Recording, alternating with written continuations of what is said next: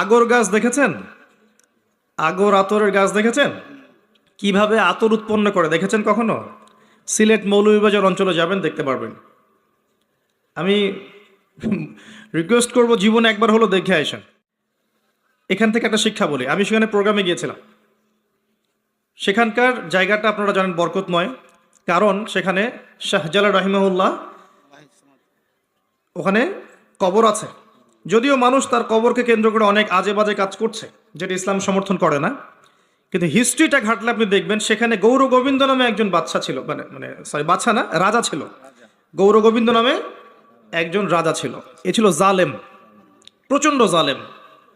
জুলুমের এমন কোনো সেক্টর নাই যা যে সেটা করতো না। এমনকি মুসলিম অমুসলিম সবার উপর সে জুলুম করত। কয়েক দফায় তৎকালীন আমাদের সাবকন্টিনেন্টের যে মুসলিম শাসকরা ছিলেন তারা সৈন্য পাঠিয়েছিলেন, কিন্তু কয়েক দফায় সৈন্যরা সেখান থেকে ব্যর্থ হয়ে ফিরে আসে। এর অন্যতম একটা কারণ ছিল রাজা গৌর গোবিন্দ জাদু জানতো, জাদুবিদ্যায় খুব পারদর্শী ছিল, জাদুবিদ্যায় খুবই পারদর্শী ছিল সে।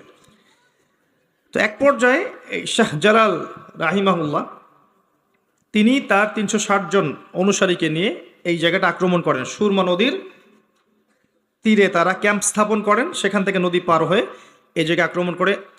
হিস্ট্রির বইগুলোতে আছে, সত্য মিথ্যা আল্লাহ জানেন। তিনি বলেছিলেন যে আমার এই ৩৬০ জনের মধ্যে কে এমন আছো যে একদিনও ফজরের নামাজ কাজা করনি, সে এখানে দাঁড়িয়ে আজান দিবে। তো একজন তার মুরিদ আর কি, অনুসারী, সে দাঁড়িয়ে আজান দিয়েছিল।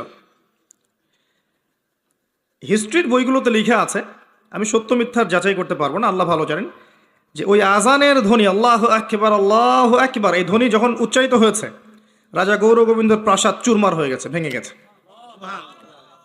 প্রাসাদের যে পিলার এটা ফাটল ধরা শুরু হয়ে গেছে। আল্লাহর কুদরতে সবই সম্ভব, সবই সম্ভব। তো ওই জায়গায় দেখেন মুসলিমদের নাম নিশান ছিল না, এখন সেখানে গিয়ে দেখবেন অসংখ্য মুসলিম, এবং তারা মাশাআল্লাহ বেশিরভাগই নামাজি, দিনের মহব্বত আছে, দিনের পিছনে মেহনত করে। দেখবেন জায়গাটার আবহাওয়া অত্যন্ত সুন্দর, এবং সেখানে আগর উৎপন্ন হচ্ছে, আতর উৎপন্ন হচ্ছে, গ্যাস আছে, গ্যাসের পর তেল আসবে ইনশাল্লাহ, চা আছে, মানুষের রিজিকের প্রশস্ততা আছে। জায়গাটা বরকতময়, একটু আধ্যাত্মিক ফ্লেভার আছে, গিয়ে দেখবেন। তো একটা এক্সপিরিয়েন্স বলছি, যে একটা গাছটার নাম আগর। তো এখান থেকে আতর উৎপন্ন করা হয়। এই গাছটা এরকম পাতলা হয়, বাঁশের মতোই,